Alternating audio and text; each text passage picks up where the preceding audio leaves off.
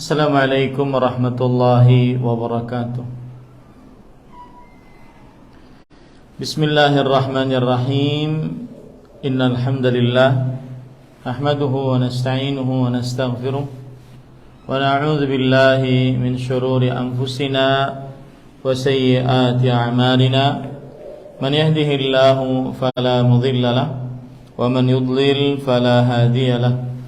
وأشهد أن لا إله إلا الله وحده لا شريك له وأشهد أن محمدا عبده ورسوله يا أيها الذين آمنوا اتقوا الله حق تقاته ولا تموتن إلا وأنتم مسلمون يا أيها الناس اتقوا ربكم الذي خلقكم من نفس واحدة وخلق منها زوجها وبث منهما رجالا كثيرا ونساء واتقوا الله الذي تساءلون به والأرحام إن الله كان عليكم رقيبا يا أيها الذين آمنوا اتقوا الله وقولوا قولا سديدا يصلح لكم أعمالكم ويغفر لكم ذنوبكم ومن يطع الله ورسوله فقد فاز فوزا عظيما أما بعد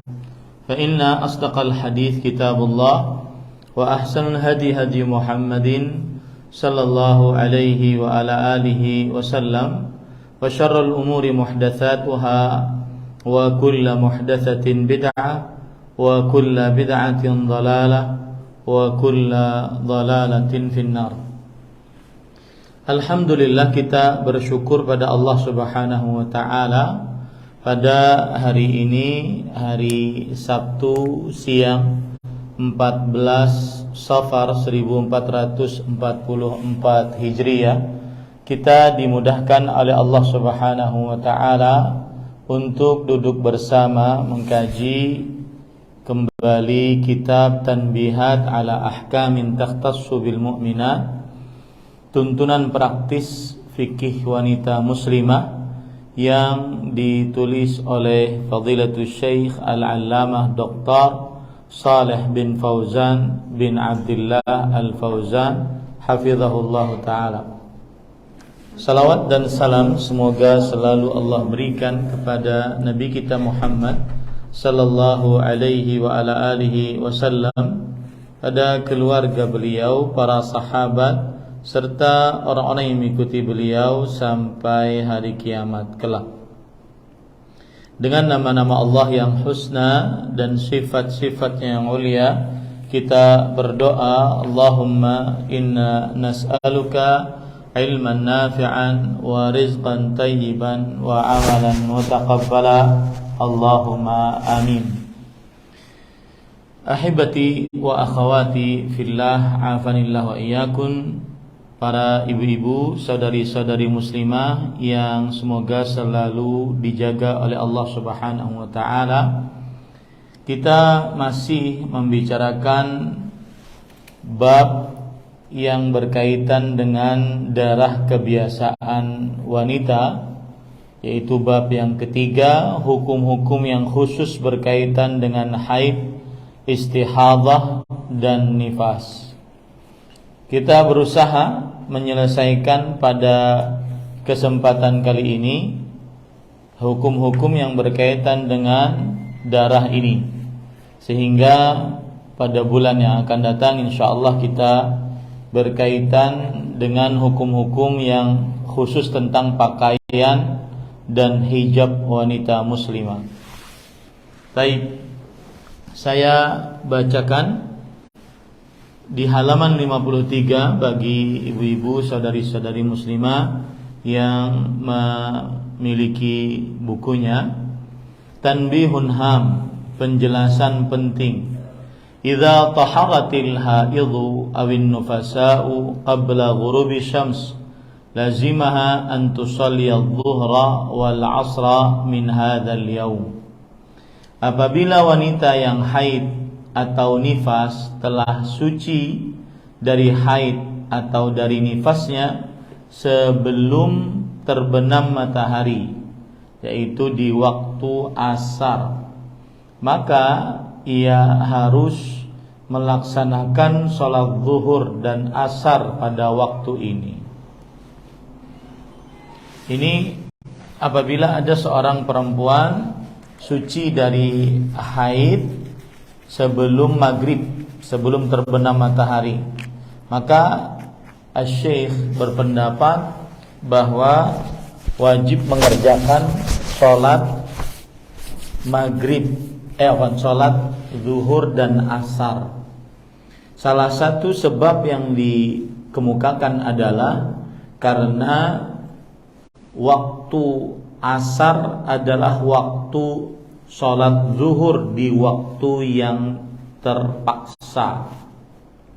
Waktu asar adalah waktu sholat zuhur saat waktu terpaksa. Itu sebabnya maka apabila seseorang bersihnya di waktu asar sebelum maghrib mengerjakan sholat zuhur dan asar.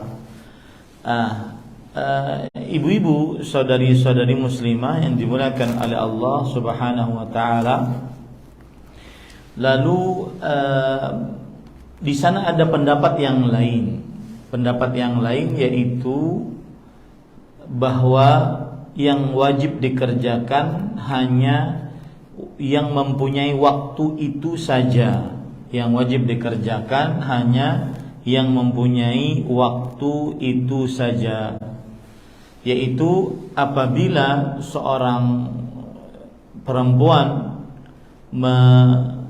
suci dari haidnya, suci dari haidnya di waktu asar, maka pada saat itu dia hanya diwajibkan sholat asar.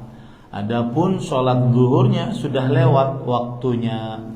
Nah, ini pendapat yang kedua dari pendapat ulama-ulama fikih.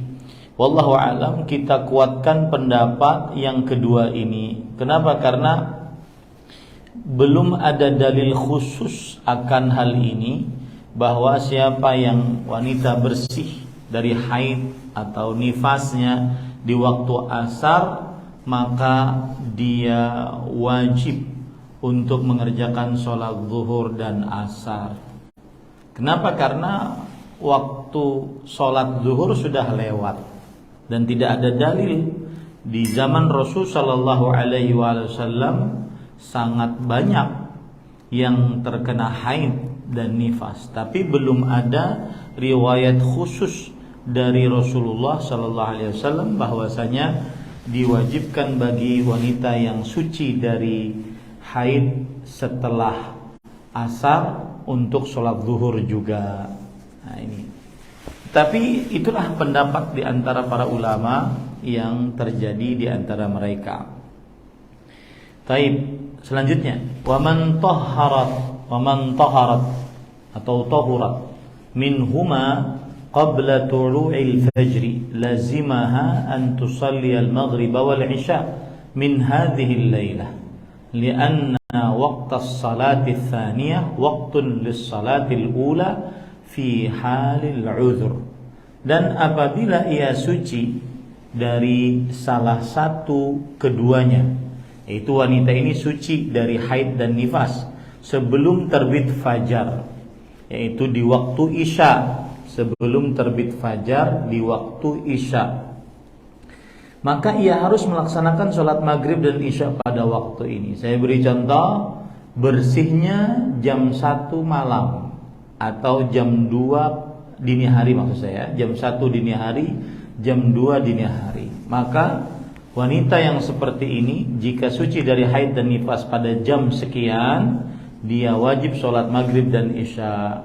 Kenapa?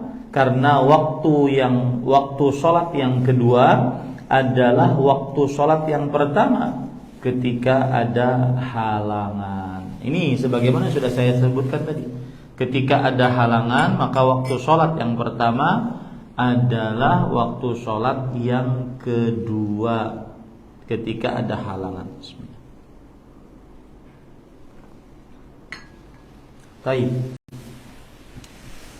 Qala Syekhul Islam Ibnu Taimiyah rahimahullah fil Fatawa, wa lihadza kana jumhurul ulama'i ka Malik wa Syafi'i wa Ahmad idza taharatil haidhu fi akhirin nahar sallatil dhuhra wal 'ashra jami'an wa idza taharat fi akhiril lail sallatil maghriba wal 'isya'a jami'an kama nuqila dzalika an Abdurrahman ibn Auf wa Abi Hurairah wa Ibn Abbas bi anna al-waqta mushtarikun baina as-salataini fi halil 'udhr fa idza tahurat fi akhirin nahar wa waqtu adh-dhuhri baqin fatusalliha qabla al-'ashr wa idza tahurat fi akhiril lail fa waqtul maghribi baqin fi halil 'udhr fatusalliha qabla al-'isya. Syekhul Islam Ibnu Taimiyah rahimahullahu taala berkata dalam kitab Al-Fatawa, yaitu Majmu' Fatawa. Ini kumpulan-kumpulan fatwa Syekhul Islam Ibnu Taimiyah rahimahullah. Jumhur ulama, maksudnya adalah mayoritas para ulama, seperti Imam Malik, Imam Asy-Syafi'i, Imam Ahmad berpendapat apabila wanita yang haid telah suci di akhir siang, yaitu waktu asar, maka ia harus sholat zuhur dan asar berbarengan. Ia harus sholat zuhur dan asar berbarengan. Baik. Kemudian, dan apabila ia telah suci di akhir waktu malam, yaitu waktu isya, maka ia harus sholat maghrib dan isya berbarengan. Sebagaimana yang dinukil dari riwayat dari Abdurrahman bin Auf, ini sahabat Rasul sallallahu alaihi wasallam, Abu Hurairah, kemudian juga Ibnu Abbas radhiyallahu anhuma, karena menjadi satu waktu dalam dua salat ketika ada uzur atau ketika ada halangan. Bagaimana sudah saya sebutkan tadi, salat zuhur bisa dikerjakan di waktu asar jika ada halangan. Ini pendapat jumhur ya. Makanya Imam atau Syekh Al-Allamah Dr. Saleh bin Fauzan bin Abdullah Al-Fauzan berpendapat dengan pendapat ini. Nah, bisa dipahami Ibu maksud yang saya sampaikan? Bisa ya? Jadi kalau seandainya ada perempuan bersih dari haidnya di waktu asar, salat apa yang harus dia kerjakan menurut pendapat jumhur? Zuhur dan asar. Jika dia jam 10 atau jam 22 malam, jam 22 dia suci dari haid atau nifas, maka salat yang wajib dia kerjakan salat apa? Maghrib dan isya. Ini menurut pendapat jumhur. Di sana ada pendapat lain yang mengatakan bahwa jika seseorang sholat, maka yang wajib dia kerjakan hanya waktu sholat itu saja, ya. Dan sebagian ulama menguatkan pendapat ini, wallahu alam. Taib. Wa amma idza dakhala 'alaiha waqtu salatin thumma hadat aw nafasat qabla an tusalliya fal qawlu ar-rajihu annahu la yalzamuha qada'u tilka as-salah allati adrakat awwala waqtiha thumma hadat aw nafasat qabla an tusalliyaha. Maka apabila wanita itu telah suci di akhir siang, maka waktu zuhur tetap ada dan ia harus melaksanakan sholat zuhur sebelum sholat asar. Dan apabila ia telah suci di waktu malam, maka waktu maghrib masih tetap ada untuk uzur tersebut, maka ia harus melaksanakan sholat maghrib sebelum sholat isya, sebagaimana sudah kita sebutkan tadi. Baik, kita lanjut. Adapun apabila telah masuk waktu sholat, lalu ia mengalami haid dan nifas sebelum ia mengerjakan sholat, maka menurut pendapat yang lebih kuat, ia tidak harus mengqadha, membayar sholat yang ia tinggalkan itu. Nah, ini beda lagi masalahnya. Apabila ada seorang perempuan, misalkan tadi sholat zuhurnya di waktu Jakarta adalah jam 12. Oke. Waktu Jakarta adalah jam 12. Taib. Kemudian masuk waktu sholat zuhur. Sampai jam 1 perempuan ini belum sholat. Lalu ketika mau sholat ternyata keluar darah haid. Nah, apakah sholat zuhur yang dia sudah masuk di dalamnya tadi, nanti kalau seandainya dia sudah suci, apakah dia kerjakan atau tidak? Dia qadha atau tidak? Jawabannya adalah tidak. Menurut pendapat Asy-Syaikh. Ya. Di sana ada pendapat lain, Bu. Apa itu? Apabila perempuan ini meremehkan sholatnya, tidak ada uzur sampai jam 1 belum sholat, maka pada saat itu dia wajib sholat. Tapi kalau seandainya dia ada uzur, entah itu kesibukan, entah itu ketiduran, entah itu kelupaan, maka pada saat itu dia tidak sholat. Waktu suci nanti dia tidak perlu mengqadha sholat zuhurnya itu. Dan pendapat ini yang kita kuatkan, bahwasanya apabila seorang perempuan sudah masuk waktu sholat lalu dia haid, maka tidak wajib baginya untuk mengqadhanya. Baik. Qala Syekhul Islam Ibnu Taimiyah rahimahullah fi Majmu'il Fatawa fi hadhihi al-mas'alah wal adhhar fi ad-dalil madhhab Abi Hanifah wa Malik rahimahumullah annahuma la yalzamuha syai' li'anna al-qadha'a innama yajibu bi amrin jadid. Syekhul Islam Ibnu Taimiyah rahimahullah berkata di dalam masalah ini, mungkin ada timbul pertanyaan dari ibu-ibu, kenapa sih disebutkan selalu perkataan Syekhul Islam? Syekhul Islam. Karena pertama, beliau ini seorang alim yang sangat dalam ilmunya. Kemudian yang kedua, beliau ini bermadzhab Hambali, dan di Arab Saudi bermadzhab Hambali. Makanya dinukilkan perkataan ini.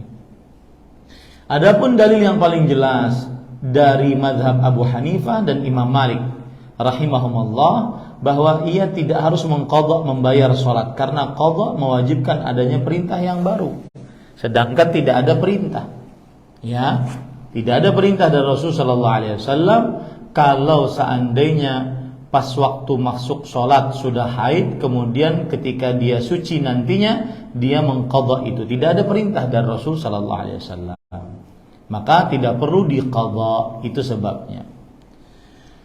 Wala amraha huna yalzamuha bil qadha wa li'annaha akharat ta'khiran jaizan fahiya ghairu mufarritin.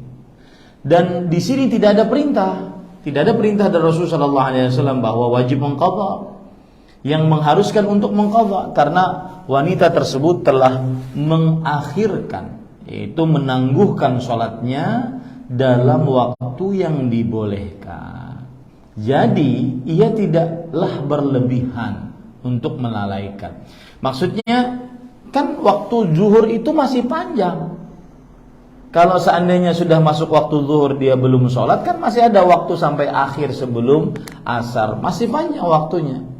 Jadi tidak mengapa dia tidak sholat pada waktu itu sampai datang haidnya, maka dia tidak berdosa, dia tidak dianggap melalaikan dalam hal ini.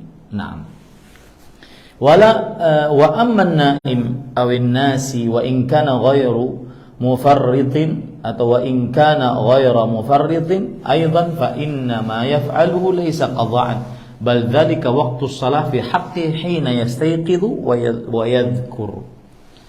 Artinya, adapun orang yang sedang tidur dan lupa, jika ia bukan orang yang melalaikan, apa yang ia lakukan itu bukan qadha.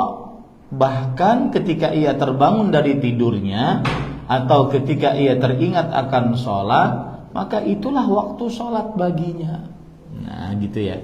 Artinya gini, sebagian ulama ada yang berpendapat bahwa itu kan seperti orang yang sedang tidur, seperti orang yang kelupaan. Kalau dia ingat kan dia qadha. Nah, wanita yang sudah masuk waktu sholat, lalu dia belum sholat, lalu datang haid, maka nanti kalau dia sudah suci, dia qadha juga dong, begitu. Itu maksudnya. Maka kita katakan tidak. Apa yang dilakukan oleh orang yang sedang sholat atau orang yang sudah lupa dari sholatnya, lalu dia sholat saat dia bangun dari tidurnya dan saat dia ingat, maka ini adalah bukan mengqadha tetapi mengerjakan yang memang terlewat karena alasan syar'i. Nah, begitu. Ini tidak bisa disamakan dengan wanita yang tadi dia sudah masuk waktu sholat, belum sholat, ternyata ketika mau sholat datang apa, Bu? Datang haidnya. Jadi intinya, Bu, tidak ada qadha. Intinya tidak ada qadha bagi wanita yang sudah masuk waktu sholat lalu datang haid, tidak ada qadha atasnya. Wallahu a'lam. Baik. Kemudian bab tentang haid selesai. Alhamdulillah alladzi bi ni'mati tatimmu shalihat. Sekarang kita masuk kepada bab istihadah. Penulis mengatakan al-istihadatu wa ahkamuha. Istihadah dan hukum-hukumnya. Al-istihadatu sayalanud dami fi ghairi waqtihi ala sabilin nazifi min irqin yusammal 'adil. Istihadah adalah keluarnya darah bukan pada waktu haid. Ingat baik-baik Ibu, cara yang paling mudah untuk membedakan darah haid dengan darah istihadah adalah pada apa, Bu? Pada waktunya. Pada apa, Bu? Waktu. Ya. Darah istihadah berbeda dengan darah haid pada waktunya. Darah haid ada kebiasaannya, misalkan tanggal 1 sampai tanggal 7. Sedangkan darah istihadah tidak ada kebiasaannya. Itu yang sangat paten membedakan antara darah haid dengan darah istihadah, yaitu kebiasaan. Yaitu pendarahan yang berasal dari urat nadi yang disebut dengan adil. Urat nadi yang disebut dengan apa? Adil. Ini ibu-ibu, saudari-saudari muslimah. Taib. Berbeda dengan darah haid. Darah haid itu keluar dari dalam rahim. Ya, dari dalam. Sedangkan darah istihadah hanya keluar dari urat nadi permukaan kemaluan perempuan. Begitu ya, Bu. Wal mustahadatu amruha mushkil lishtibahi damil haid bidamil istihadah. Istihadah merupakan perkara yang pelik karena tersamar dengan darah haid dengan darah istihadah. Fa idza kana ad-damu yanzilu minha bistimrarin aw ghalibil waqt fama alladhi ta'tabiruhu minhu haidan wa ma alladhi ta'tabiruhu istihadah la tatruk min ajlihi as-sawma was-salah. Taib.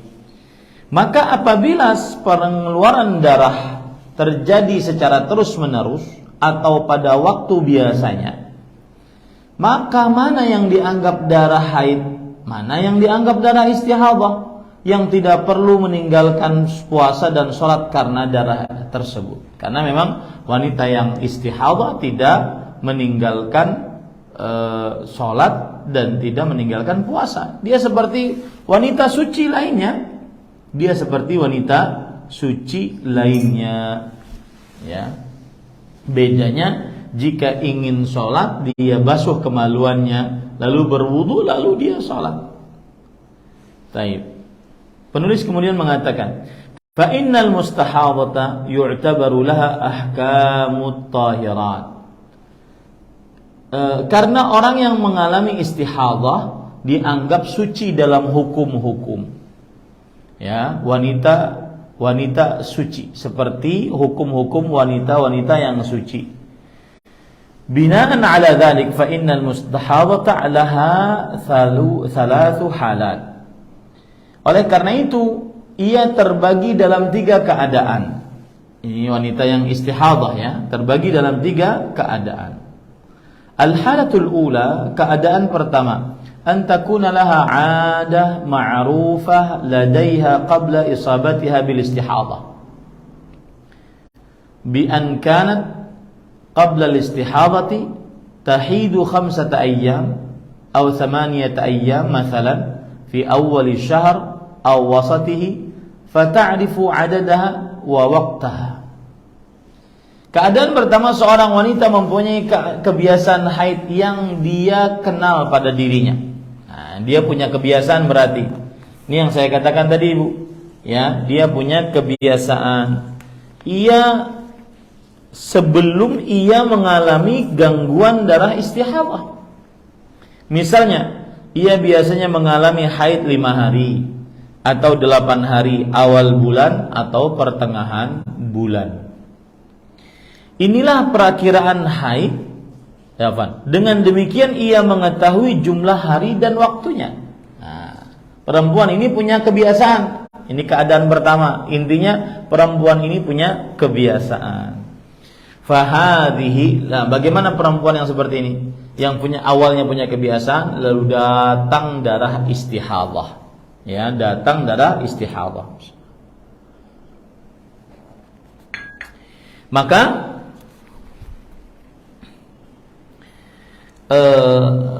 penulis kemudian mengatakan, fahadhihi tajlis qadra 'adatiha wa tad'u as-salata was-siyama wa tu'tabaru laha ahkam al-haid.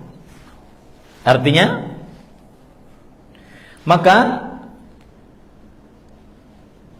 ia harus meninggalkan sholat dan puasa yang ia memandangnya sebagai hukum haid.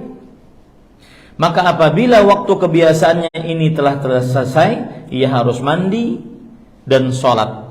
Dan darah yang masih ada dipandang sebagai darah istihadah. Wa tu'tabaru laha ahkamul haid. Ya, ini para ikhwan yang dirahmati oleh Allah Subhanahu wa taala. Fa idza intahat 'adatuha igtasalat wa sallat wa i'tabarat ad-dam al-baqi dam istihadah. Maka apabila waktu kebiasaannya itu telah selesai, ia harus mandi dan sholat. Dan darah yang masih ada dipandang sebagai darah istihadah. Ini kalau punya kebiasaan tanggal 1 sampai tanggal 7 ternyata keluar darah itu dari tanggal 1 sampai tanggal 7. Nyambung lagi sampai tanggal 8 sampai tanggal 15. Maka dari 8 sampai 15 itu adalah darah istihadah. Ya. Dari tanggal 8 sampai 15 tetap wajib sholat, tetap wajib puasa. Taib. Liqaulihi sallallahu alaihi wasallam li ummi Habibah radhiyallahu anha umkuthi qadra ma kanat tahbisuki haidatuki thumma ightasili wa salli, rawahu Muslim. Hal ini berdasarkan sabda Nabi Muhammad sallallahu alaihi wasallam kepada Ummu Habibah radhiyallahu anha, yang artinya tinggalkanlah haidmu menurut ukuran kebiasaan lamanya. Engkau mengalaminya, lalu mandi dan sholatlah. Ini mungkin terjemahannya agak rancu ya. Terjemahannya yang bagus adalah diamlah selama haidmu menahanmu. Artinya waktu kebiasaan haidmu menahan, diamlah, tidak sholat, tidak puasa. Ya. Kemudian setelah selesai haid, mandilah dan sholatlah. Nah, seperti itu. Ini bagi siapa yang punya apa, Bu? Kebiasaan darah haid. Wa liqaulihi sallallahu alaihi wasallam li Fatimah binti Abi Jahsh radhiyallahu anha, innama dzalika 'irqun wa laysa bihaidh fa idza aqbalat haidatuki fad'i as-salah, muttafaqun alaih. Dan berdasarkan sabda Nabi Muhammad SAW kepada Fatimah binti Abi Hubeish, ya, ini keliru, binti Jahsh yang benar, ya, bukan Fatimah binti Abi Hubeish, binti Jahsh yang benar. Sesungguhnya itu adalah gangguan. Maksudnya istihadah, darah yang keluar itu adalah gangguan, bukan haid. Maka apabila haidmu datang, tinggalkanlah sholat. Intinya, siapa yang mempunyai kebiasaan, maka dia meninggalkan sholat saat darah pada kebiasaannya tersebut. Tetapi ketika sudah keluar dari kebiasaannya, maka tetap sholat, tetap puasa. Ini keadaan yang pertama.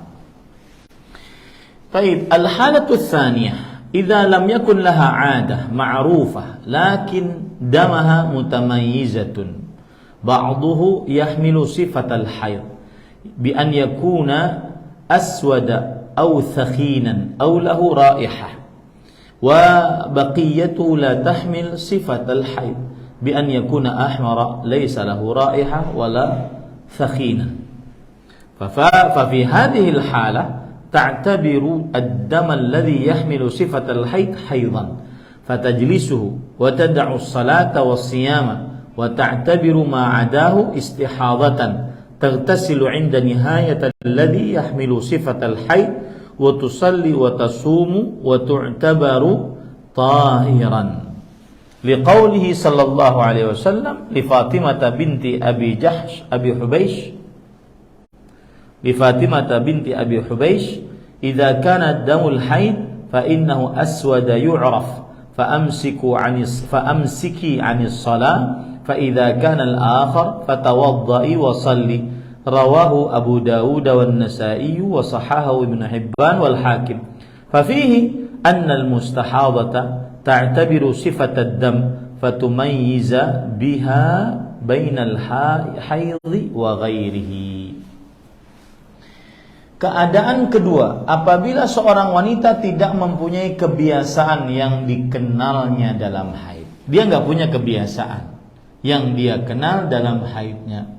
Akan tetapi darah yang keluar itu berbeda, di mana sebagiannya mengandung sifat dengan adanya warna kehitaman atau hangat atau mempunyai bau yang menyengat. Dan selebihnya lagi tidak mempunyai sifat haid. Dengan adanya warna merah yang tidak berbau dan tidak hangat, maka dalam keadaan seperti ini darah yang mengandung sifat haid dianggap haid, dan hendaklah ia lakukannya sebagai haid, di mana ia harus meninggalkan sholat dan puasa. Jadi keadaan kedua tidak punya kebiasaan. Keadaan kedua tidak punya kebiasaan, tetapi bisa membedakan sifat darah. Sifat darah haid itu kan sebagaimana hadis Rasul, aswad yu'rif, dia hitam pekat. Kemudian juga muntin, baunya menyengat, ya. Kemudian thakhin, thakhin artinya adalah hangat darahnya. Nah, kalau itu yang keluar berarti itu adalah darah haid. Kalau tidak seperti itu maka itu darah istihadah. Dan selain itu dipandangnya sebagai darah istihadah, maka ia harus mandi apabila darah yang mengandung sifat haid sudah tidak ada lagi, dan hendaklah ia salat dan puasa karena ia dipandang telah suci. Sebagaimana sabda Nabi Muhammad SAW kepada Fatimah binti Abi Hubeish. Sebentar, saya carikan dulu ini. Yang benar Fatimah binti Jahsh atau Fatimah binti Abi Hubeish? Bentar ya.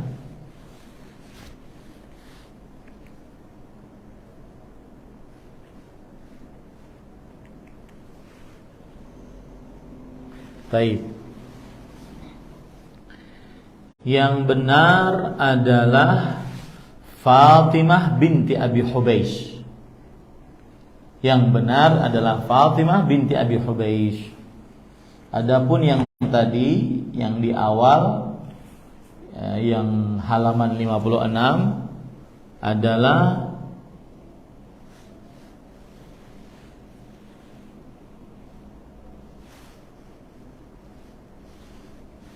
sebentar.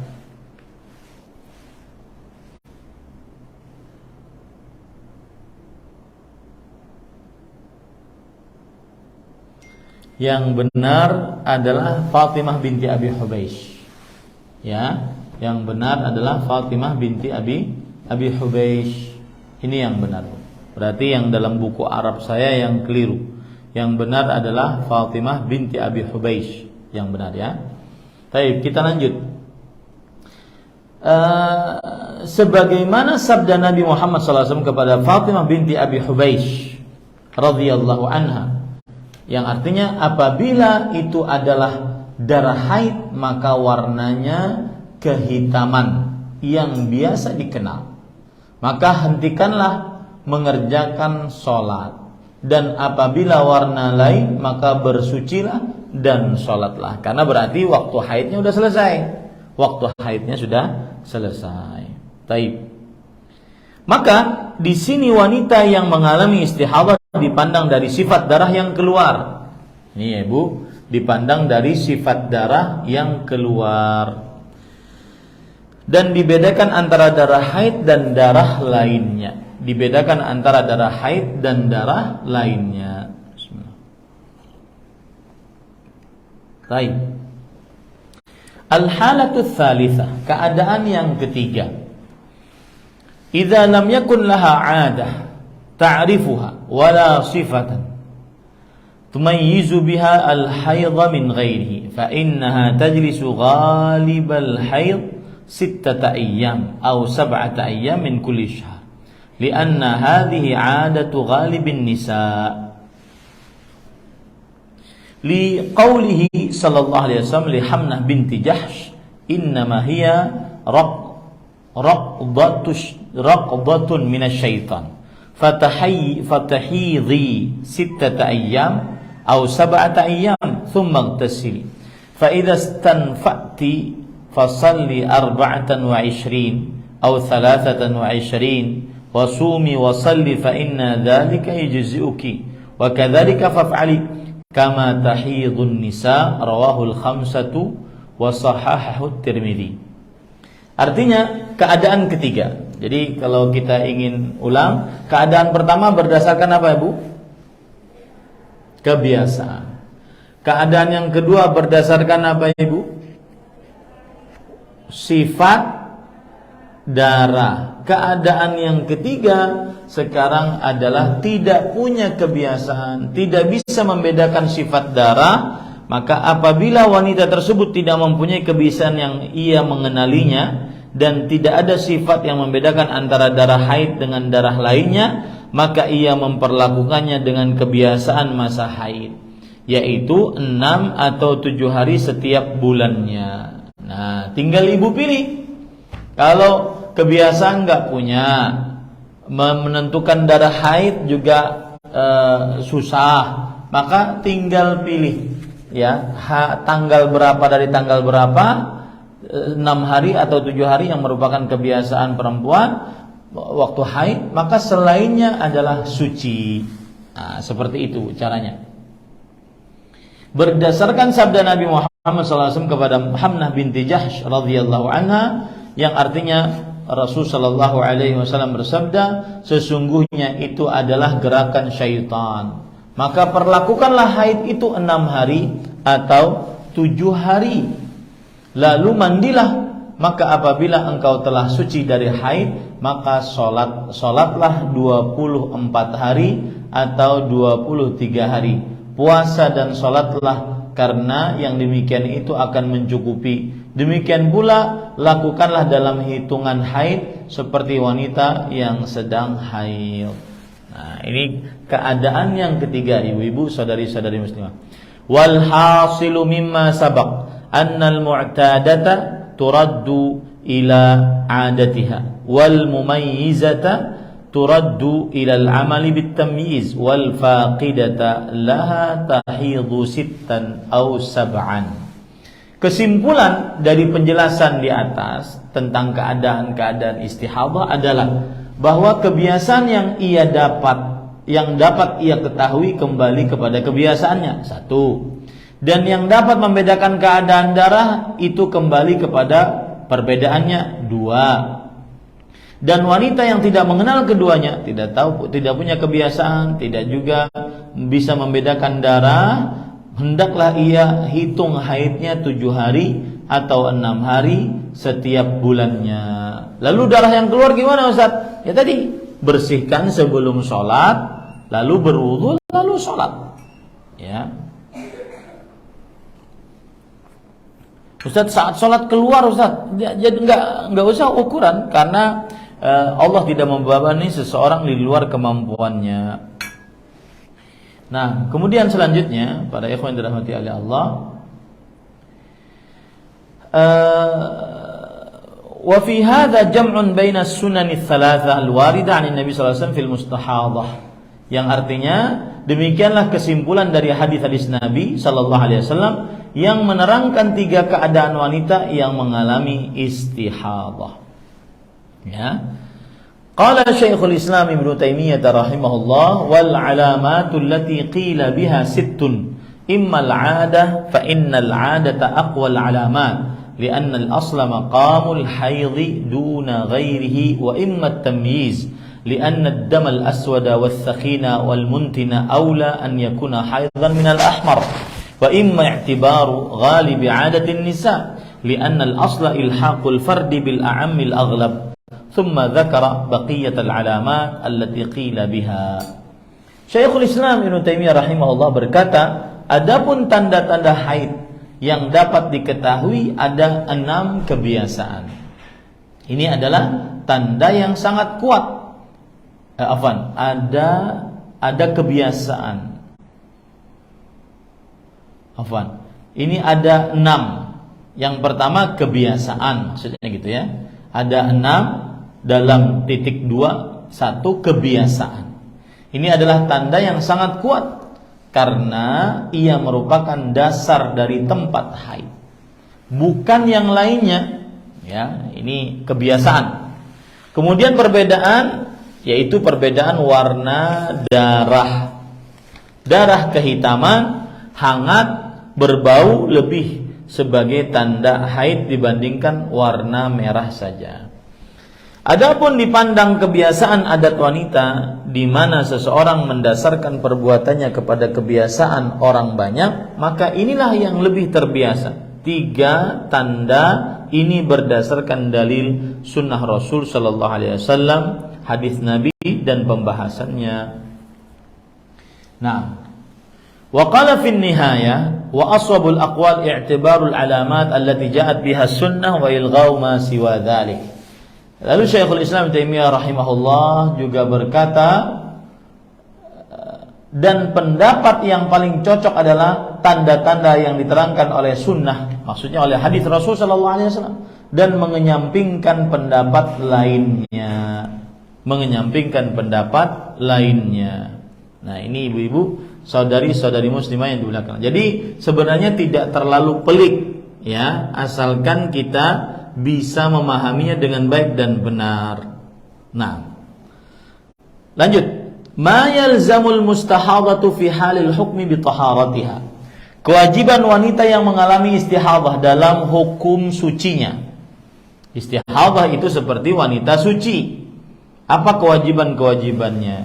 Awalan, yajibu 'alaiha an taghtasila 'inda nihayati haidatiha al-mu'tabarah hasba ma sabaqa bayanuhu. Yang pertama, ia wajib mandi pada waktu yang dipandangnya akhir dari haidnya, sebagaimana yang telah dijelaskan sebelumnya. Nah, ini kalau seandainya dia punya kebiasaan, maka setelah waktu kebiasaannya wajib dia mandi, wajib dia sholat, wajib dia puasa. Ya, kalau seandainya dia bisa membedakan antara darah haid dengan darah istihadah, maka dia menjadikan perbedaan darahnya itu sebagai batasan kapan dia mandi. Kalau seandainya tidak punya kebiasaan, tidak bisa membedakan darah, maka apa yang dia lakukan, Bu? dia memilih tanggal dia haid, ya, kemudian setelah itu selainnya adalah istihadhah. Yang kedua, hukum yang wajib dilakukan, hukum yang disyariatkan dilakukan oleh seorang wanita yang istihadhah, taghsilu farjaha, yaitu hendaklah ia mencuci bersih kemaluannya, liizalati ma alaihi minal kharij 'inda kulli salatin, wa taj'alu fil makhraji qutanan wa nahwihi wa nahwahu yamna'ul kharija wa tashuddu 'alaiha ma yumsikuhu 'anis suquti thumma tatawadda 'inda dukhuli waqti kulli salah. Perhatikan baik-baik ini. Mencuci bersih kemaluannya untuk menghilangkan kotorannya yang menempel di luarnya setiap kali hendak mengerjakan sholat. Jadi setiap kali hendak ingin sholat, wanita yang istihadhah, maka dia wajib mencuci kemaluannya, membasuh kemaluannya, ya. Dan hendaklah ia menempelkan kapas dan atau sebagainya, yaitu pembalut perempuan, yang dapat mencegah keluarnya darah dan memperkuatnya agar darah yang keluar tidak tercecer. Lalu hendaklah ia berwudu setelah masuk waktu sholat. Ini berarti wanita istihadhah dianjurkan untuk berwudu setiap kali ingin sholat. Ya, setiap kali ingin sholat dianjurkan untuk berwudu. Bagi wanita istihadhah, dia batal atau tidak batal? Ya, dianjurkan. Karena Nabi Muhammad SAW bersabda berkenaan dengan wanita yang mengalami istihadhah, tada'us salata ayyama aqra'iha thumma taghtasilu wa tatawadda 'inda kulli salah. Ia harus meninggalkan salat pada hari-hari haidnya, lalu hendaklah ia mandi dan berwudu setiap kali hendak mengerjakan salat. Setiap kali hendak mengerjakan salat. Nah, ini bahkan ada kata-kata mandi, ya. Wah, ini gimana Ustaz mandi? Lumayan Ustaz, rambut kan kalau perempuan kalau mandi kan rambutnya basah, lama keringnya. Mandi setiap kali ingin sholat. Maka jawabannya ini tidak wajib. Ini disunahkan bagi siapa yang mampu. Bagi siapa yang tidak mampu dan dia istihadhah, maka cukup dengan membersihkan kemaluannya dan berwudu. Ya. Lalu waqala sallallahu alaihi wasallam an'id lakal qursufa tahshina bihal makan. Gunakanlah kapasmu untuk menyumpelnya di tempat itu, dan bisa juga menggunakan pelindung. Wa yumkinu isti'mal al-hafaid at-tibbiyah al-mawjudah al-an, menggunakan pelindung, yaitu pembalut-pembalut yang pada zaman sekarang ini sudah sangat banyak. Nah, itulah istihadhah. Itulah istihadhah, ibu-ibu, saudari-saudari muslimah yang dimuliakan oleh Allah Subhanahu wa taala. Saya izin minta lanjut agar kita menyelesaikan bab darah ini. Ya, sehingga kita tidak selalu pertemuan berdarah-darah. Iya. Ya. Baik. Lanjut Bu ya. Baik. Kemudian halaman yang ke-61, an-nifasu wa ahkamuhu. Nifas dan hukum-hukumnya. An-nifas huwa ad-damu alladhi yanzilu minar rahmi lil wiladati wa ba'daha. Nifas adalah darah yang keluar dari rahim karena hendak melahirkan dan setelah melahirkan. Lihat ya, kata-kata hendak melahirkan. Artinya sehari, 2 hari, 3 hari kadang-kadang ada keluar darah, bercak-bercak darah. Nah, itu kalau memang sudah apa istilahnya, hari perakiraan lahir ya, HPL-nya, betul ya Bu? Ya, mendekati, memang dekat waktu itu, maka pada saat itu dia dianggap sebagai darah nifas. Dia dianggap sebagai darah nifas.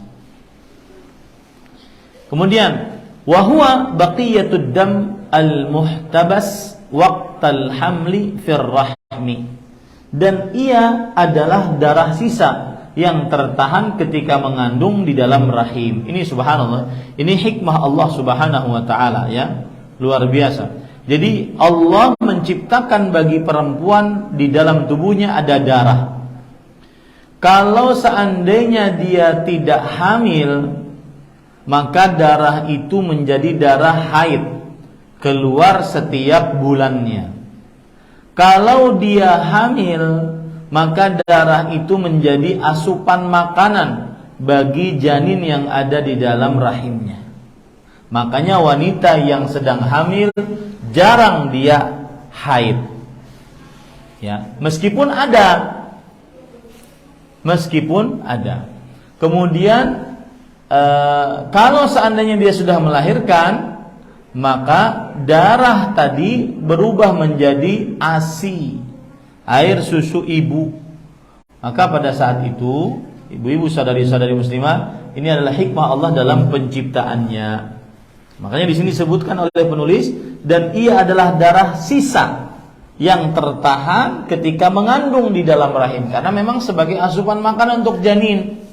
Maka apabila seorang wanita melahirkan, darah ini keluar berangsur-angsur, yang disebut dengan darah apa, Bu? Darah nifas. Wa ma tarahu qabla al-wiladah min khurujid dami ma'a amaratil wiladati fahuwa nifas. Dan darah yang kau lihat keluar sebelum melahirkan disertai adanya tanda-tanda akan melahirkan, maka itulah darah nifas. Ini sebelum melahirkan, itu juga disebut sebagai darah nifas.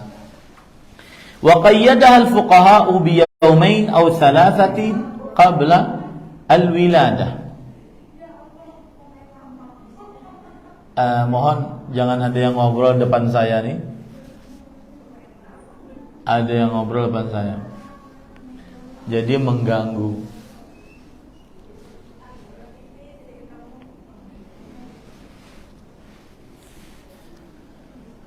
Dan darah yang engkau lihat keluar sebelum melahirkan disertai adanya tanda-tanda akan melahirkan, maka itulah darah nifas, ya.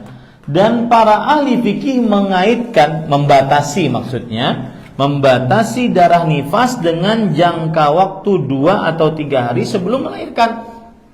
Ya, seperti itu. Jadi para ahli fikih malah membatasi. Kalau seandainya lebih dari 2-3 hari bagaimana?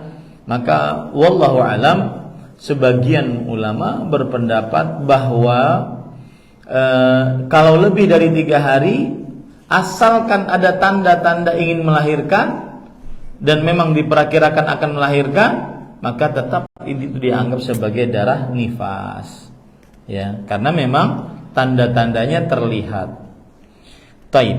Kemudian wal ghalibu anna bidayatahu takunu ma'al wiladah wal mu'tabaru wiladatu ma tabayyana fihi khalqu insan. Nah, ini penting.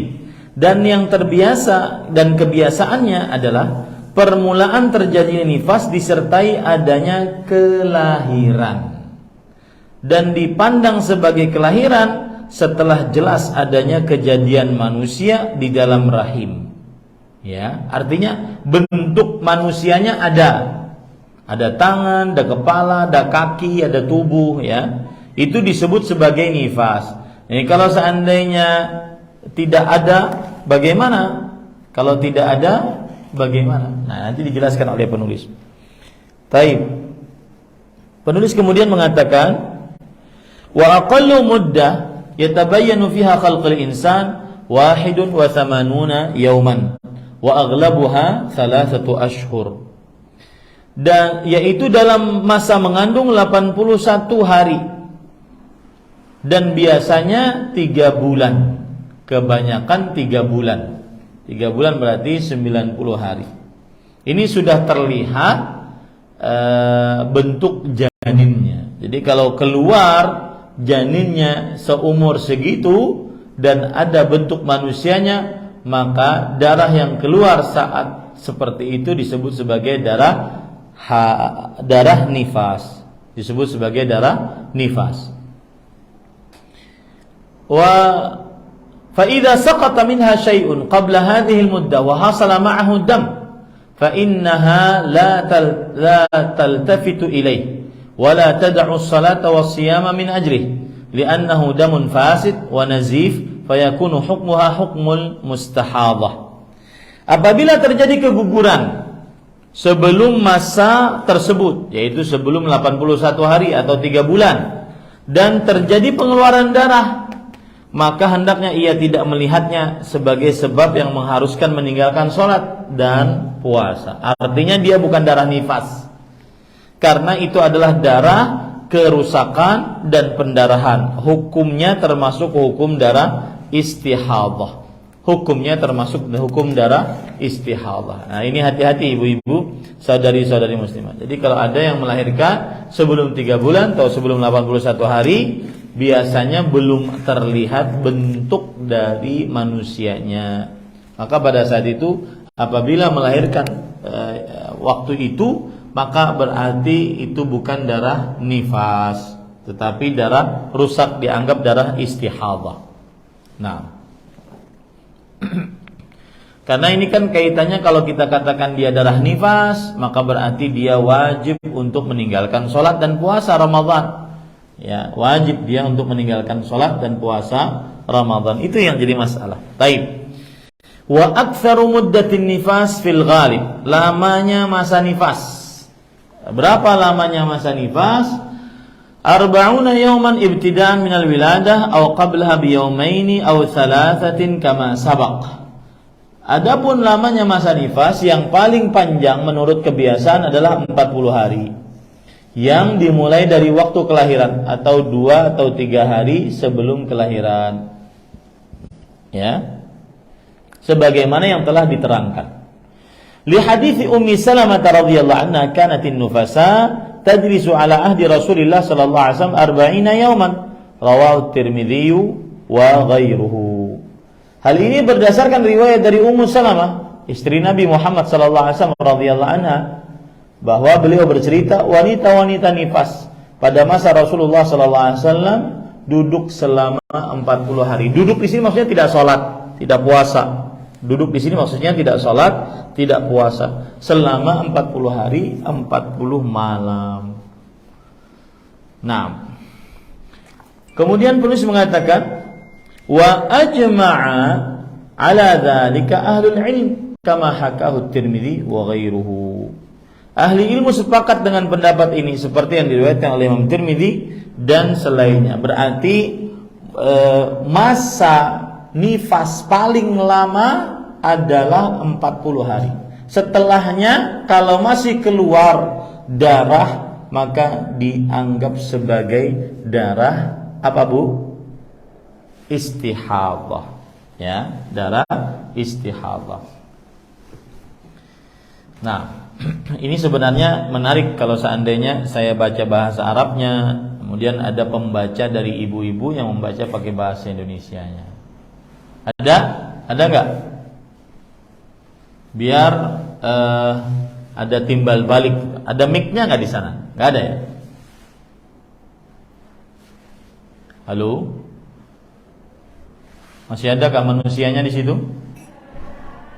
Masih? Baik. Saya lanjut. Kalau ada yang mau membaca bahasa Indonesianya, maka beritahu ya, biar saya gantian. Saya baca bahasa Arab, ibu-ibu pakai bahasa Indonesia. Insyaallah suaranya terdengar. Apalagi kalau pintunya di sini dibuka ya.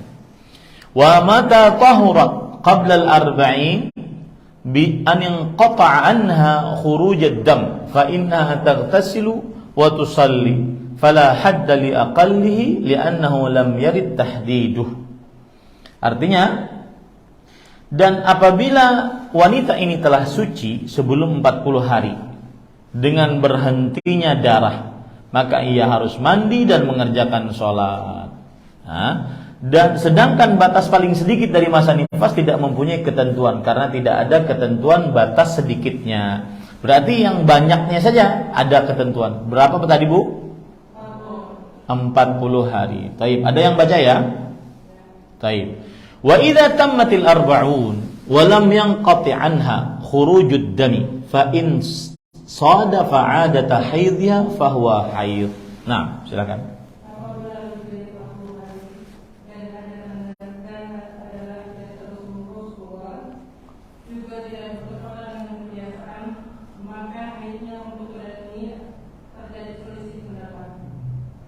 Taib, ini berarti dia menganggap darah haid.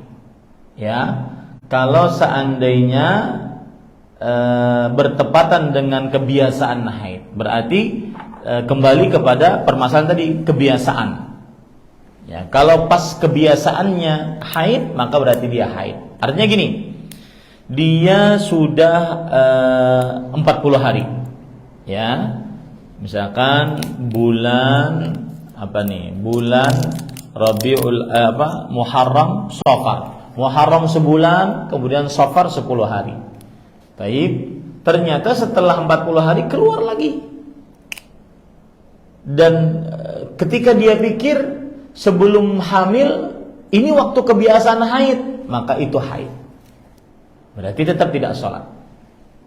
Ya, berarti tetap tidak sholat.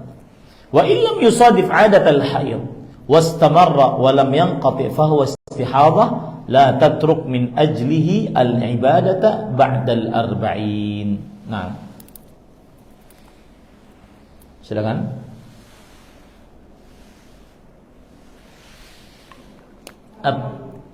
Apabila tidak bertepatan.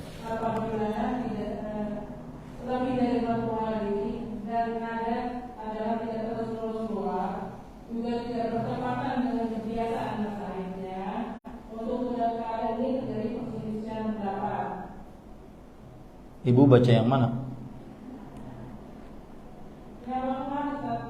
Apabila tidak bertepatan dengan kebiasaan masa haidnya dan darah terus saja keluar, tidak berhenti, maka itu dipandang darah istihadhah. Baik, lanjut Bu.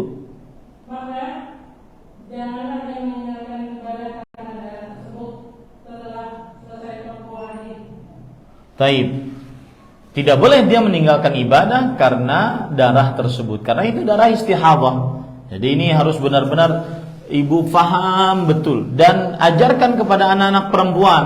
Dan ini bukan tugasnya santriwati di pesantren saja. Setiap muslimah wajib memahami ini. Ya. Wa in zada 'anil arba'in wa lam yastamirra wa lam yusadif 'adatan famahallu khilaf. Nah.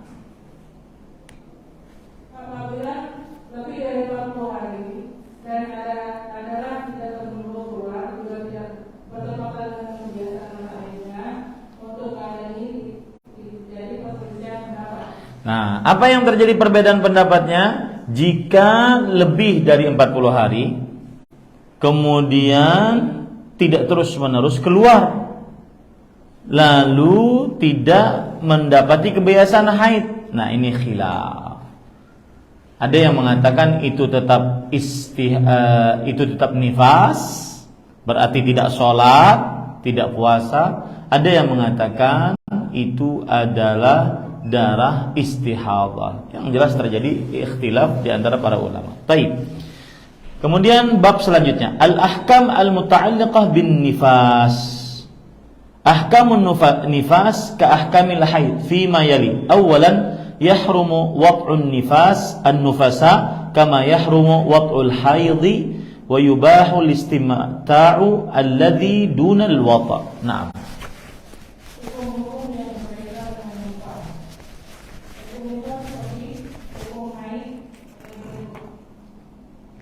Satu.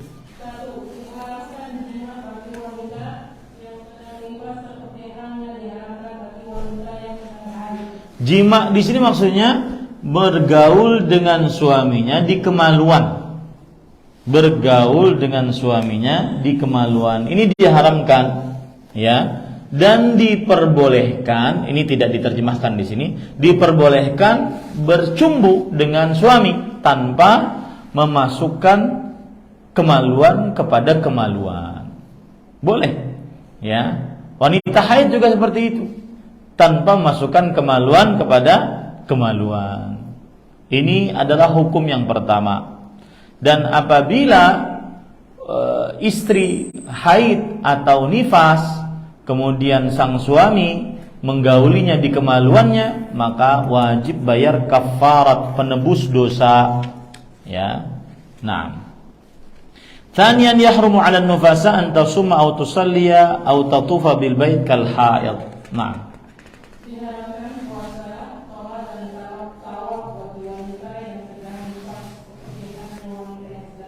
Ya, persis seperti wanita yang sedang haid, tidak boleh sholat, tidak boleh puasa Ramadan, tidak boleh tawaf bagi yang menunaikan ibadah umrah atau ibadah haji. Thalithan yahrumu 'ala an-nufasa massul mushaf wa qira'atul Qur'an ma lam takhsha nisyanuhu kal haid. Diharamkan baginya menyentuh mushaf dan membaca Al-Qur'an kecuali jika dia khawatir lupa, seperti halnya wanita yang sedang haid. Wanita yang sedang haid dia tidak diperbolehkan untuk memegang mushaf kecuali dengan ada sarung tangan. Begitu juga wanita yang sedang nifas. Ya. Kemudian di sini ada perkataan diharamkan baginya menyentuh mushaf. Oke, itu bisa dipahami. Dan membaca Al-Quran. Nah, ini terjadi ikhtilaf di antara para ulama. Para ulama sebagian mengatakan boleh wanita haid membaca Al-Quran, yang penting tidak memegang apa, Bu? Mushaf. Terutama yang hafalannya banyak, karena biasanya wanita haid 7 hari. Kalau tidak membaca Al-Quran selama 7 hari, dikhawatirkan dia nanti hilang hafalannya. Karena yang namanya menghafal adalah mengulang. Yang namanya menghafal adalah mengulang. Rabi'an, yajibu 'ala an-nufasa qada'us shaumul wajib alladhi tarakathu fin nifas kal haid. Nah. Wajib baginya membayar atau mengqadha puasa wajib yang dia tinggalkan pada waktu nifas seperti halnya haid. Nah, karena mengqadha puasa masih bisa dilakukan karena kan hari-harinya tidak terlalu banyak. Ya. Thayyib Ustaz, nifas kan kalau seandainya nifasnya dari awal Ramadan lumayan tuh 30 hari. Ya, maka tetap bisa diqadha insyaallah taala. Khamisan yajibu 'ala an-nufasa an taghtasila 'inda nihayatin nifas kama yajibu 'ala dzalika 'ala al-haid. Nah. Yang kelima, wajib baginya mandi ketika nifas telah selesai, sama seperti halnya dengan haid. Wal adillatu 'ala dzalik an Ummi Salamah radhiyallahu anha kanat an-nufasa tajlisu 'ala ahdi Rasulillah sallallahu alaihi wasallam 40 yawman rawahu al-khamsatu illa an-Nasa'i. Dari Ummu Salamah radhiyallahu anha wanita-wanita nifas pada masa Rasulullah SAW duduk selama 40 hari. Duduk di sini maksudnya diam, tidak sholat, diam, tidak puasa. Duduk di sini bukan duduk makna duduk yang kita pahami ya. Maksudnya tidak sholat, tidak puasa selama 40 hari, itu batasan maksimal. Dan tadi disebutkan oleh Imam At-Tirmidzi itu adalah ijma'. 40 hari, 40 malam batasan maksimal bagi wanita nifas. Selainnya kalau bukan darah haid, maka berarti dia darah istihadah dan tetap wajib sholat dan wajib puasa. Qala al-Majd Ibnu Taimiyah rahimahullah fil Muntaqa, qultu wa ma'na al-hadits kanat tu'maru an tajlisa ila al-40 li'alla yakuna al-khabaru kadhiban idh la yumkin an tattafiqa 'adatu nisa'i 'asrin fi nifasin aw haidin.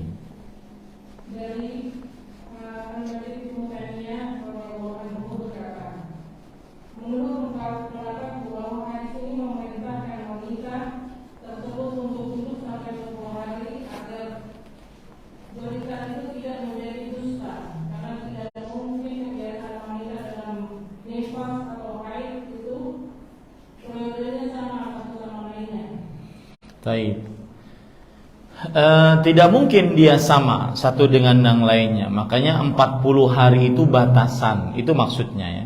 Taib. Wa an Ummi Salamah radhiyallahu anha qalat kanatil mar'ah min nisa'in Nabi sallallahu alaihi wasallam taq'udu fin nifas 40 lailah la ya'muruha an-nabi sallallahu alaihi wasallam biqada'i salatin nifas. Rawahu Abu Dawud.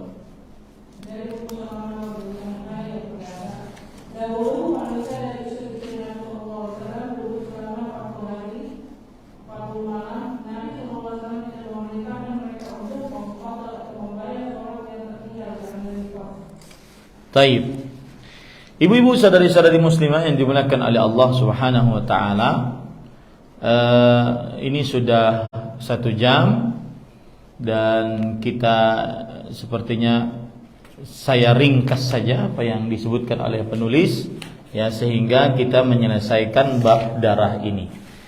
Kemudian para ibu-ibu saudari-saudari muslimah yang dimuliakan oleh Allah Subhanahu wa taala, lalu setelah itu penulis menjelaskan bahwa ada faedah jika seorang perempuan terputus darahnya sebelum 40 hari, maka dia mandi, kemudian dia sholat, dia puasa. Ya, kemudian jika datang lagi darahnya sebelum 40 hari tadi, maka yang pendapat yang lebih kuat adalah itu dianggap sebagai nifas lagi. Itu dianggap sebagai nifas lagi, ya. Nah, kemudian apa yang dia lakukan dari puasa saat dia suci sekian hari tadi, maka itu adalah puasa yang sah dan tidak perlu mengqadha. Itu adalah puasa yang sah. Jadi saya anggap gini, kan 40 hari nih. Kemudian dia suci di hari yang ke-30, lalu dia mandi, dia sholat, dia puasa. Kemudian ternyata hari yang ke-35 keluar lagi. Sedangkan dari 31, 32, 33, 34 itu puasa. Puasanya bagaimana? Maka puasanya sah. Ya, puasanya sah. Tetapi darah yang kembali lagi itu disebut sebagai darah apa, Bu? Darah nifas, karena sebelum 40 hari. Taib. Kemudian para ikhwan yang dirahmati oleh Allah Subhanahu wa taala, permasalahan selanjutnya yang dibawakan oleh penulis di sini yaitu meminum pil penahan haid. Maka jawabannya tidak mengapa. Minum pil penahan haid jika tidak membahayakan kesehatannya, dan juga tambahannya dengan izin suaminya. Maka wanita yang seperti ini boleh dia sholat, dia puasa, dia tawaf, kemudian juga dia mengerjakan perbuatan-perbuatan ibadah lainnya diperbolehkan.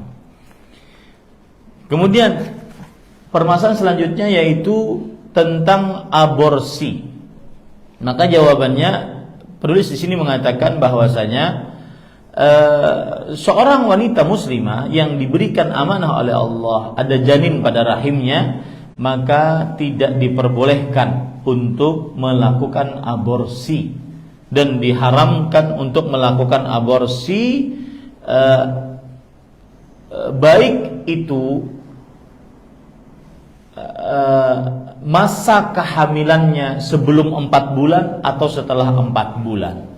Pendapat yang lebih dikuatkan adalah tidak diperbolehkan untuk menggugurkan kehamilannya, ya, tidak diperbolehkan untuk menggugurkan kehamilannya. Dan ini nanti akan ditanya oleh Allah Subhanahu wa taala sebagaimana firman Allah, wa idzal mau'udatu su'ilat. Jika mau'udah, bayi-bayi yang digugurkan, ditanya oleh Allah Subhanahu wa taala, bi ayyi dzambin qutilat, dengan sebab apa mereka dibunuh. Kemudian setelah itu penulis membawakan fatwa yang disebutkan oleh majelis fatwa ulama besar di Arab Saudi. Yang pertama, tidak diperbolehkan menggugurkan kehamilan dalam periode hamilnya itu, kecuali ada uzur syar'i. Seperti misalkan ada uzur syar'inya yang diperbolehkan dalam agama, dan ini sangat-sangat sempit alasan yang memperbolehkannya. Baik itu di bulan pertama kehamilan, bulan kedua kehamilan, bulan ketiga, tidak diperbolehkan pokoknya untuk menggugurkan kehamilan. Nah, kemudian yang kedua, jika kehamilan pada 40 hari pertama dan menggugurkannya ada maslahat syar'i, ada kepentingan yang dibenarkan oleh syariat, maka boleh. Adapun jika tidak ada kepentingan yang dibenarkan oleh syariat, maka tidak diperbolehkan. Seperti misalkan, anak saya udah 5 Ustaz, ini suaminya tokcer banget nih Ustaz. Ya, maka pada saat itu tetap tidak diperbolehkan untuk menggugurkan meskipun baru 40-an harian dari kehamilannya. Kemudian yang ketiga, tidak diperbolehkan menggugurkan kehamilan jika sudah alaqah atau mudghah, yaitu sudah segumpal darah atau segumpal daging, yaitu 80 hari atau 120 hari, tidak diperbolehkan. Nah, ini ibu-ibu, saudari-saudari muslimah yang dimuliakan oleh Allah Subhanahu wa taala, jadi tidak dibenarkan seorang wanita muslimah menggugurkan kehamilannya, dan ini banyak terjadi di zaman sekarang, ya, dan ini termasuk daripada pembunuhan. Baik, itu kira-kira yang bisa kita sampaikan. Dengan ini kita selesaikan secara ringkas bab yang ketiga, yaitu bab tentang darah wanita muslimah, baik itu haid, nifas atau istihadah. Silahkan jika ada yang ingin bertanya. Wallahu a'lam.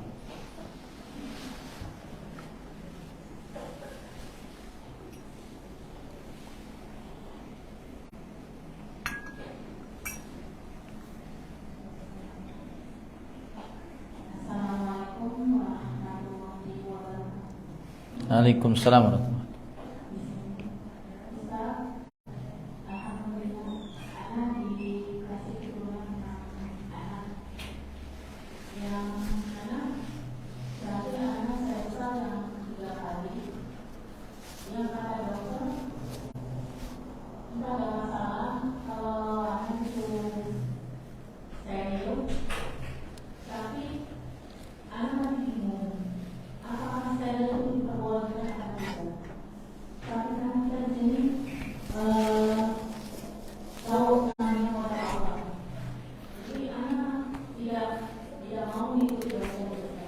Ya.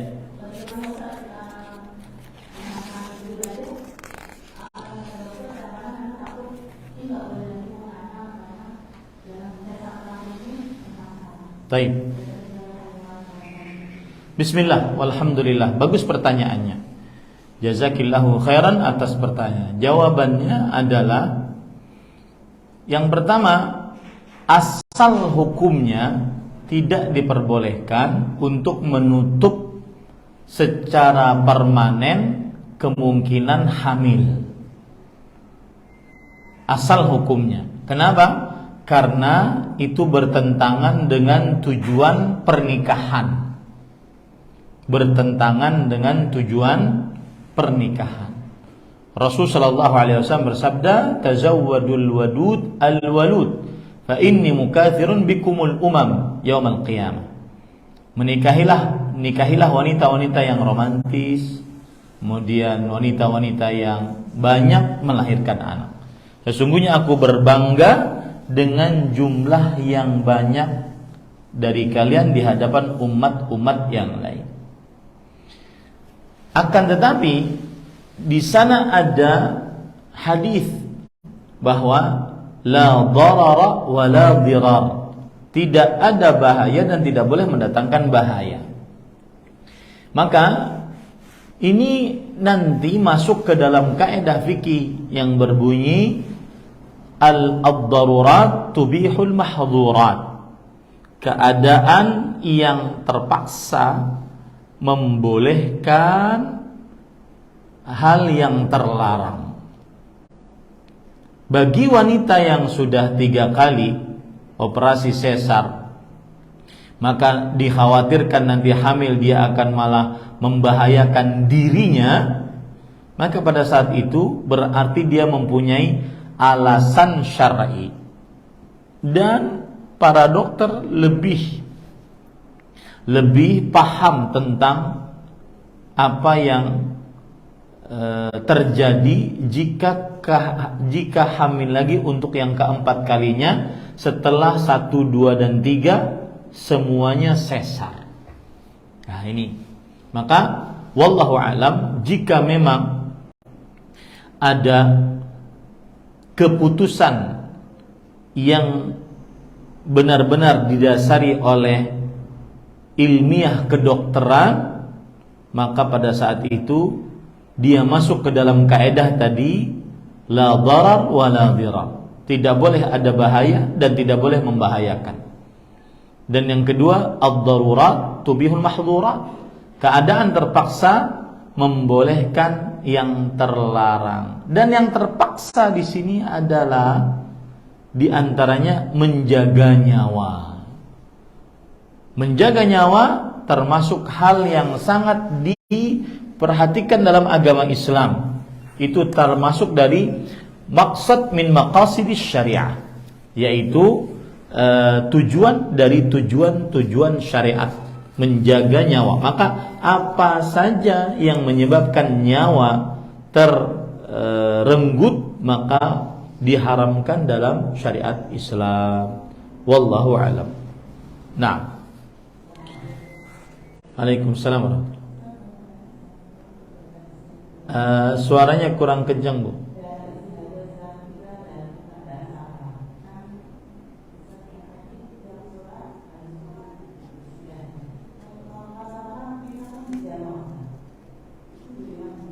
Ya, bagus pertanyaannya. Jazakillahu khairan atas pertanyaannya. Jika seorang wanita yang istihadah dalam keadaan safar, maka malah lebih mudah, Ibu. Yaitu dengan cara dia membersihkan kemaluannya sekali saja, kemudian setelah itu dia sholat dengan jamak qasar.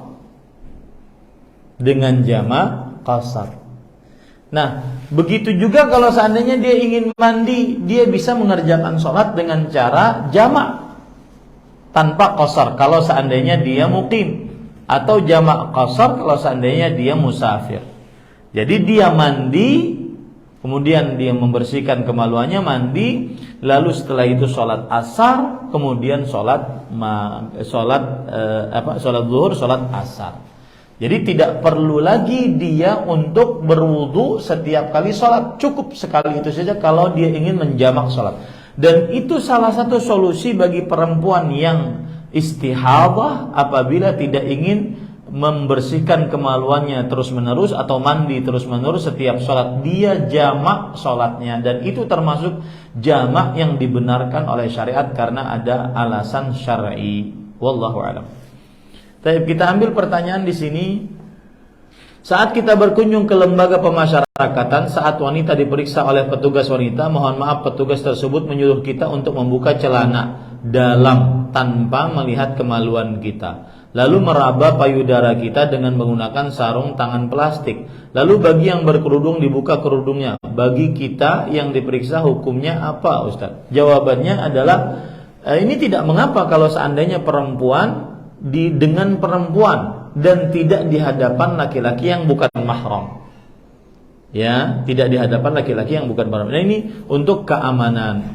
Ya, memegang payudara perempuan oleh perempuan tidak mengapa untuk proses keamanan. Adapun kemaluan dengan kemaluan, maka ini sebenarnya jika tidak mendesak tidak diperbolehkan. Dan dengan syarat tadi, apalagi dalam tahap membuka jilbab tadi, tidak diperbolehkan dilakukan kecuali oleh perempuan dengan perempuan, kemudian tidak di hadapan laki-laki yang bukan mahramnya. Wallahu alam. Setelah berhubungan suami istri saat kita belum mandi hadas besar, bolehkah kita makan dan minum atau memasak, Ustaz? Jawabannya boleh. Akan tetapi adabnya sebelum makan dan minum hendaklah berwudu sebagaimana adab Rasul yang diajarkan oleh Rasulullah sallallahu alaihi wasallam. Tapi itu cuma sunnah, adab maksudnya. Apabila dia makan dan minum maka tidak mengapa, tidak berdosa. Wallahu alam. Pertanyaan selanjutnya, batas terlama untuk haid itu berapa lama, Ustaz? Apakah benar 15 hari? Ini terjadi ikhtilaf di antara para ulama. Wallahu alam, pendapat yang dikuatkan, maksudnya dikuatkan oleh para ulama dan kita memilihnya adalah tidak ada batasan paling lama. selama darah haid keluar, maka selama itu pula dia haid, walaupun 15 hari atau lebih. Asalkan memang itu kebiasaannya, atau dia tahu bahwa itu adalah darah haid. Wallahu a'lam. Untuk nifas setelah 7 hari sudah tidak keluar darah, ditunggu 3 hari lagi tetap tidak ada yang keluar atau bersih, kemudian mandi wajib, melakukan sholat dan ngaji, tapi kemudian keluar darah lagi, apakah berdosa Ustaz? Jawabannya tidak, karena kan belum 40 hari sebagaimana yang sudah kita sebutkan tadi, ya. Dan baik nifas ataupun haid, maka perempuan jangan tergesa-gesa. Jangan tergesa-gesa, ya. Apa maksudnya jangan tergesa-gesa? Maksudnya adalah jangan tergesa-gesa menyatakan dirinya sudah bersih, sudah suci gitu. Sehingga nanti kejadian seperti yang disebutkan dalam pertanyaan ini. Aisyah radhiyallahu anha berkata, "La ta'jalan hatta tarayinnal qissatal bayda." Jangan kalian sekali-kali wahai para wanita tergesa-gesa sampai kalian melihat cairan putih atau lendir bening putih, menunjukkan bahwa rahimnya sudah bersih dari darah. Wallahu alam. Ketika kita sholat dan keluar angin dari kemaluan, apakah batal sholatnya dan harus berwudu lagi? Wallahu alam.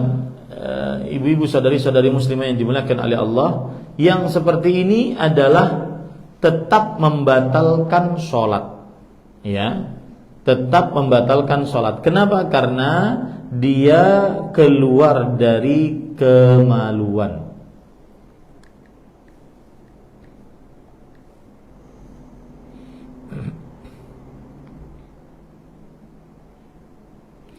Dan ini terjadi ikhtilaf di antara para ulama rahimahumullahu taala. Ada yang mengatakan membatalkan sholat sebagaimana sudah saya sebutkan tadi, dan ini mazhab Syafi'i, mazhab Hambali, ya. Kemudian pendapat yang kedua ada yang mengatakan tidak batal sholat, dan ini mazhab Hanafi dan Maliki.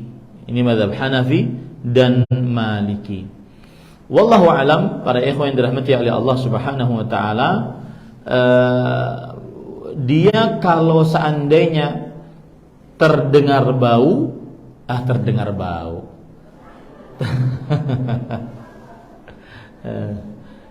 terdengar suara, kemudian tercium bau, maka batal sholatnya, karena dianggap sebagai angin yang keluar. Dan angin yang keluar untuk perempuan dari dua sisi, kubul dan dubur. Wallahu alam. Wanita hamil dan keguguran sebelum 3 bulan dan dilakukan tindakan kuret, mengeluarkan janin dari dalam rahim. Setelah tindakan tersebut wanita itu keluar darah, ini berarti bukan nifas ya Ustaz? Dan apakah wanita tersebut wajib sholat dan puasa? Tadi kita katakan bahwa apabila dia sebelum 81 hari atau 3 bulan, maka bayi yang terlahir dan darah yang keluar itu bukan bayi dan bukan dianggap sebagai darah nifas. Ya, bukan bayi dan bukan dianggap sebagai darah nifas. Itu adalah darah kotoran. Kalau seandainya darah kotoran, maka tetap wajib sholat, karena darah nifas saja yang tidak membolehkan sholat dan puasa wajib. Wallahu a'lam. Bagaimana kita tahu kalau taubat kita diterima oleh Allah Subhanahu wa taala? Tentunya kita tidak tahu. Itu hak prerogatif dan khusus milik Allah Subhanahu wa taala yang mengetahuinya. Dan itu salah satu hikmah Allah dalam penciptaannya, agar kita tidak ujub dengan amal kita. Seperti misalkan, bagaimana kita tahu bahwa puasa kita diterima? Bagaimana kita tahu bahwa haji kita mabrur? Bagaimana kita tahu bahwa kita mendapatkan Lailatul Qadar? Tidak ada dalilnya. Ya, tidak ada dalilnya. Ini tujuannya adalah agar kita tidak ujub, merasa bangga dengan apa yang sudah kita capai. Coba bayangkan, kalau ada orang mengetahui dia sudah dapat Lailatul Qadar, sudah enggak sholat dia. Karena dia sudah dapat pahala 83 tahun 4 bulan pahala sholatnya, pahalanya. Maka hikmah Allah, tugas kita adalah bertaubat dan meminta agar taubat kita diterima. Itu hikmah Allah Subhanahu wa taala. Itu tugas kita. Ya. Taib. Kalau begitu bagaimana tugas kita tadi? Bertobat, kemudian berdoa kepada Allah agar taubat kita diterima oleh Allah Subhanahu wa taala. Allahu a'lam. Bagaimana hukumnya bagi seorang guru atau ustadzah yang khusus mengaji yang menduga wanita pada saat waktu haid? Karena guru dan murid datang haidnya berbeda, apakah berhenti mengajar pada waktu haid atau bagaimana seharusnya? Bolehkah tetap mengajar dan belajar? Jawabannya adalah boleh, asalkan tidak memegang. Wanita haid tidak mengapa membaca Al-Quran, pendapat yang kita kuatkan dari pendapat para ulama, asalkan tidak memegang, karena berdasarkan keumuman ayat Al-Quran, ya, dan juga keumuman hadis Rasul, Iqra'ul Quran, bacalah Al-Quran. Ini perintah umum, tidak ada pembatasnya bahwa wanita haid tidak boleh membaca Al-Quran. Yang tidak diperbolehkan adalah memegang mushaf atau buku Al-Quran. Maka tetap saja wanita yang haid boleh belajar Al-Quran dan boleh mengajar Al-Quran. Wallahu a'lam. Saya memasang gigi palsu dengan harga Rp7.000.